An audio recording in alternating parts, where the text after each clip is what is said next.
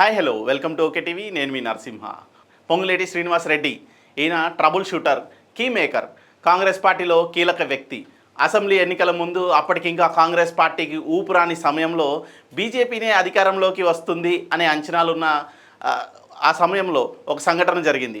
చేరికల కమిటీకి చైర్మన్గా ఉన్న ఈటెల రాజేందర్ బీజేపీ పార్టీలోకి తీసుకురావడానికి ఆయన ఇంటికి వెళ్ళారు. ఆయనతో చర్చలు కూర్చున్నారు.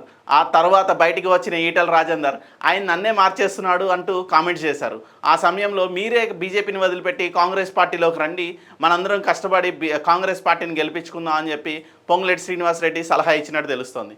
అలా ఉంటుంది పొంగులేటి శ్రీనివాసరెడ్డితో. ప్రస్తుతం కాంగ్రెస్ పార్టీలో జరుగుతున్న చేరికల విషయంలో కూడా మంత్రి పొంగులేటి శ్రీనివాసరెడ్డి హస్తం ఖచ్చితంగా కనబడుతుంది. ఆయనది కీలక పాత్రగా కూడా కనబడుతుంది. మొన్న పోచారం శ్రీనివాసరెడ్డి పార్టీలోకి తీసుకుంటున్న సమయంలో కూడా సీఎం రేవంత్ రెడ్డి పక్కన పొంగులేటి శ్రీనివాసే కనిపించారు. రీసెంట్గా జగిత్యాల ఎమ్మెల్యే సంజయ్ చేరిక విషయంలో కూడా కీలకంగా వ్యవహరించింది పొంగులేటి శ్రీనివాసరెడ్డినే. రాత్రి 10 గంటల సమయంలో సంజయ్ను సీఎం రేవంత్ రెడ్డి ఇంటికి తీసుకువెళ్ళి మరీ పార్టీ కండువా కప్పించారు. భద్రాచలం బీఆర్ఎస్ ఎమ్మెల్యే తెల్లం వెంకట్రావు సైతం పొంగులేటిని చూసే పార్టీలోకి వచ్చారు.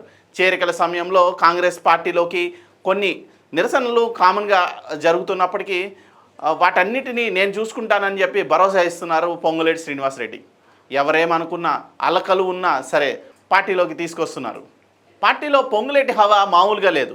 హైకమాండ్ నుండి కూడా గట్టి సపోర్ట్ ఉంది. అందుకే ఖమ్మం ఎంపీ టికెట్ కోసం డిప్యూటీ సీఎం బట్టి విక్రమార్కను కూడా పక్కన పెట్టారు. మంత్రి తుమ్మలను కూడా పక్కన పెట్టారు. అధిష్టానం దగ్గరికి వెళ్ళి విజ్ఞప్తి చేసినా సరే ఎవరు పట్టించుకోలేదు.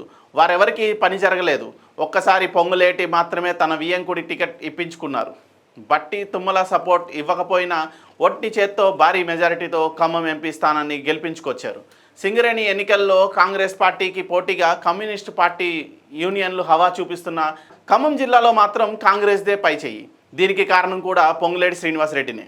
కాంగ్రెస్ ప్రభుత్వాన్ని కూల్చగలిగే నేత ఖమ్మం జిల్లాలో ఉన్నారంటూ ఒకనాడు కేసీఆర్ కూడా పరోక్షంగా వ్యాఖ్యలు చేశారు. తెలంగాణ షిండే అయ్యే అవకాశాలు ఉన్నాయని, ఏపీలో మళ్ళీ జగన్ అధికారంలోకి వస్తారన్న అంచనాలున్నప్పుడు కేటీఆర్ ఈ కామెంట్స్ చేశారు.